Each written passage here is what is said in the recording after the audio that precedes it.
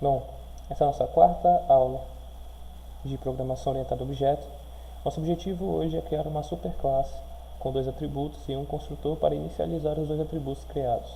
Criar uma segunda classe, subclasse da primeira, com 2 atributos e 2 construtores. Um para inicializar os 2 atributos da segunda classe e o outro para inicializar os 2 da classe.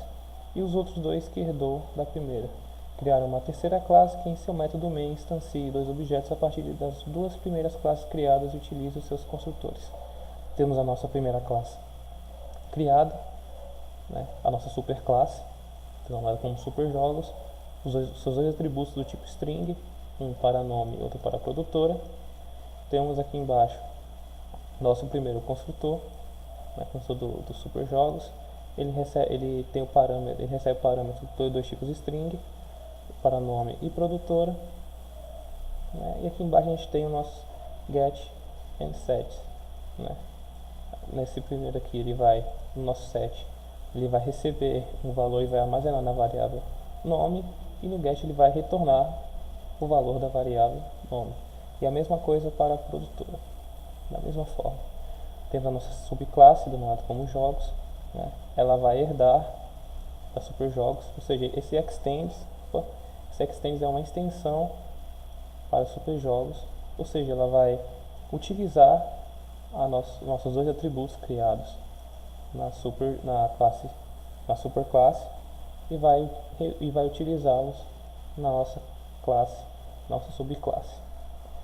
Temos aqui o nosso get and set para preço e console, que são os 2 atributos privados do tipo string, um do tipo string e outro do tipo double, para console e preço. Temos nossos 2 construtores. O nosso primeiro construtor, ele tem como parâmetro tem 2 parâmetros, os 2 do tipo string, para nome e produtora, o mesmo da nossa superclasse, aqui em cima, para string, nome, string e produtora. E temos a nossa segunda construtor dessa classe, que ele vai receber nome, 3 tipos string, para nome, produtora e console, e um tipo double para preço. Nossa terceira e última classe, nós temos o nosso método main, temos o instanciamento dos 2 objetos. O primeiro objeto, ele vai receber como nome, na mesma ordem que foi colocado nosso primeiro construtor, para nome, produtora, console e preço. Ele vai receber Call of Duty MW2 como nome, Infinity Ward como produtora, console, Xbox 360 e o preço R$85. E nosso segundo objeto instanciado, o superjogos referente à nossa classe superjogos, relembrando que o nosso primeiro objeto é referente à nossa subclasse e o segundo à nossa superclasse. Ele vai receber também, da mesma forma, na mesma ordem, o seu construtor, primeiro o nome, depois a produtora, o nome do jogo, é o Grand Theft Auto 5, e nossa produtora, a Rockstar. Temos 3 CISOs, sendo que esse CISO do meio é apenas para separar os 2 objetos, para ficar mais visualizado. Nosso primeiro CISO, nosso comando de saída, ele vai exibir o jogo, a produtora, o console e o preço, que já foram informados aqui em cima, para o nosso primeiro objeto. Nosso segundo CISO, ele vai apresentar o jogo e a produtora do nosso segundo objeto. Então agora a gente vai estar compilando o código e ver o resultado. A gente já pode ver aqui embaixo que já foi.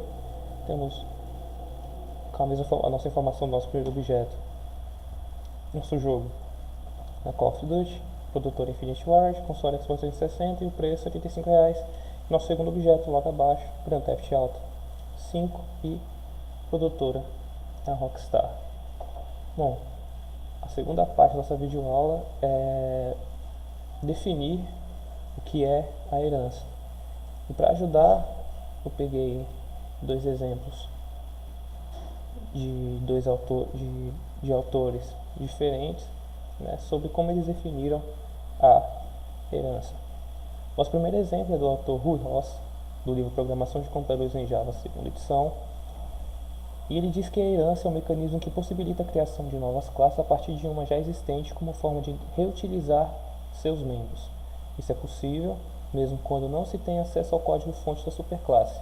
É um mecanismo da herança que permite realizar as operações de especialização e de generalização. Trata-se de um mecanismo fundamental para quaisquer linguagens que suportam o paradigma da programação. Nosso segundo exemplo é do autor José Augusto Manzano e de Roberto Afonso da Costa Júnior, do livro Java 7, Programação de Computadores, Guia Prático de Introdução, Orientação e Desenvolvimento. Eles definem como a herança está relacionada ao fato de uma classe herdar de outra suas características. Assim sendo, uma classe filho, ou seja, a subclasse, herda da classe pai, a superclasse, todos os atributos e métodos que sejam públicos. É possível reutilizar o código que já for escrito e testado na classe hierárquica maior. Este conceito, se bem aplicado, pode proporcionar um tempo de ganho em desenvolvimento de novos sistemas de forma maior, pois não é necessário reinventar a roda. A minha definição, é que a herança permite a uma ou mais subclasses possuírem características pertencentes à superclasse, sem precisar reescrevê-las. Significa que uma classe filho pode herdar atributos e métodos de uma classe maior, pai, na qual ela faz parte sem que seja preciso refazê-los na classe desejada. Exatamente o que a gente viu no nosso código.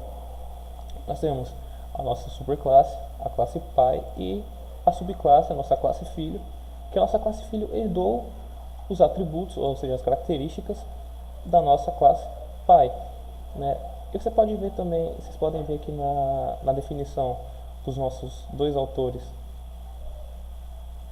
que eles dizem que para que a classe filho herde da classe pai, os atributos dos métodos devem ser públicos. Aqui não foi especificado se é público ou privado, mas como não é especificado, ele já tem uma forma padrão, que no caso, se você não especificar à frente qual seja público ou padrão, ele já fica como público. Da mesma forma, se eu colocar public nos dois, para especificar os dois como public e salvar, não vai mudar nada no nosso código. Ele vai compilar da mesma forma, como se não tivesse mudado nada, já que ele já sabe que se você não coloca, se você não especifica qual é o tipo dele, ele já reconhece como public. Bom, essa foi a nossa quarta aula de programação orientada a objeto. Eu agradeço pela atenção e falou!